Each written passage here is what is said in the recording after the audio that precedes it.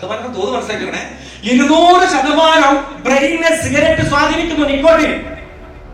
അടുത്ത ലിക്കർ, മദ്യം 800 to 1500.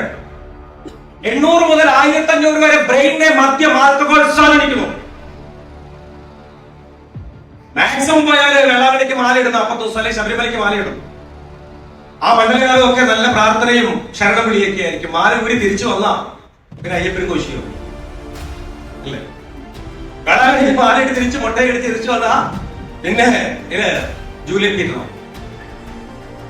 കാര്യം എന്താ? 800 മുതൽ 1500 വരെ ബ്രെയിനെ സ്വാധീനിക്കാൻ കഴിവുള്ള ഈ പദാർത്ഥം ഉപയോഗിച്ച് ബ്രെയിൻ ഏത് സമയത്തും ചില സാഹചര്യങ്ങള്, കൂട്ടുകെട്ട് സാഹചര്യങ്ങള്, യാത്രകള്, ആഘോഷങ്ങള്, അതുമായി ബന്ധപ്പെട്ട് റിലേറ്റഡ് ആയിട്ടുള്ള പല സീനുകൾ, സിനിമകള് അത് കണ്ടാൽ ബ്രെയിൻ ഇങ്ങനെ കിടന്നിട്ട് പരിപാടി നടക്കും.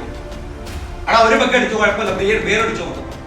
എടാ കള്ളടിച്ചാലും കുഴപ്പമില്ലല്ലോ, ബിയറടിച്ചാലും വല്ലപ്പോഴും അല്ല ബിയർ എന്ന് പറയും. അവ ബിയറടിക്കാൻ പോകും.